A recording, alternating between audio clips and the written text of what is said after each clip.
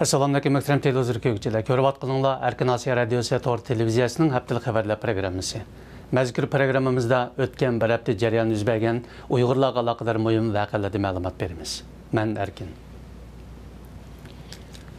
Mashhur diniy olim Abdukim Maqsumajining to'qso Chilandagi 5 shogirdi 26 yildan buyon nazorat ostida yashmoqda ekan.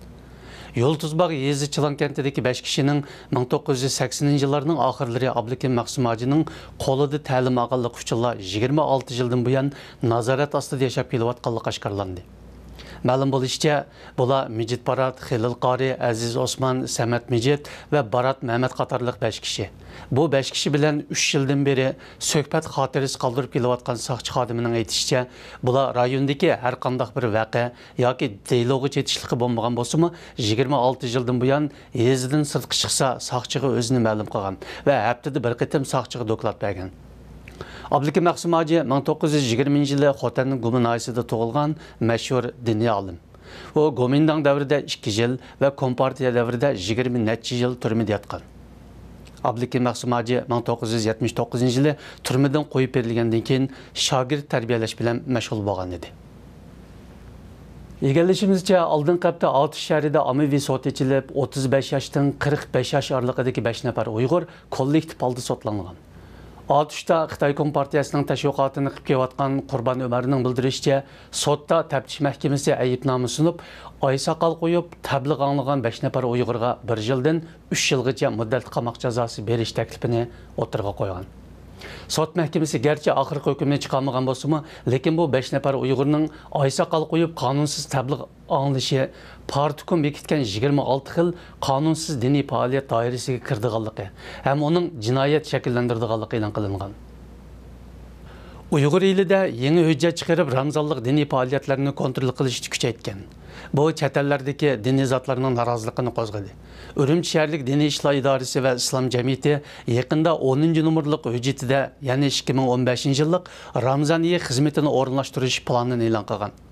Mazkur hujjat bu oyning 2-3 kunlari Urumchi shahrining Saybog' rayonlik diniy ishlar idorasi va islom jamiyati bu rayondagi Uyg'ur tunga masjidlarining imom xatiblarga Ramazonlik ochgan yig'inda tarqatilgan.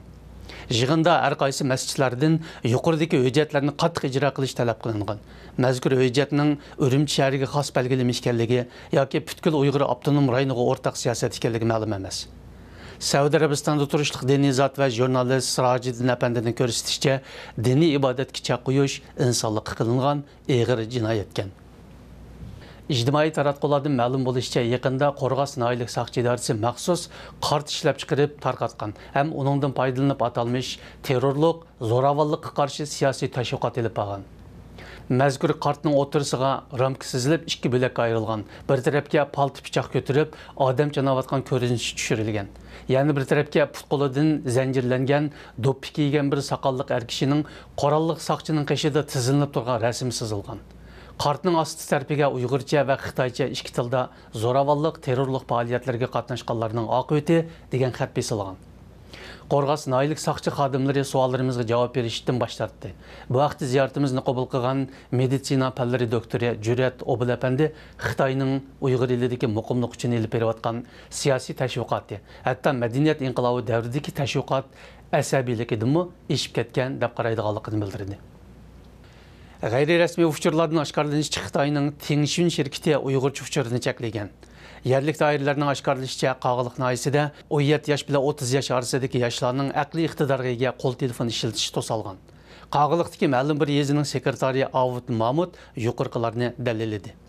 Tengshin shirkatining undidarda Uyg'urcha yezikda uchur yo'llashni cheklaganlik rasmiy axborotlarda texi dalillanmagan bo'lsa-mu, Qog'iliqda yo'lga qo'yilayotgan Uyg'ur yoshlarini aqliy iqtidoriga telefonlarni ishlatishdan to'sash tadbirlari mazkur uchurning asossiz emasligidan bishorat bermoqda.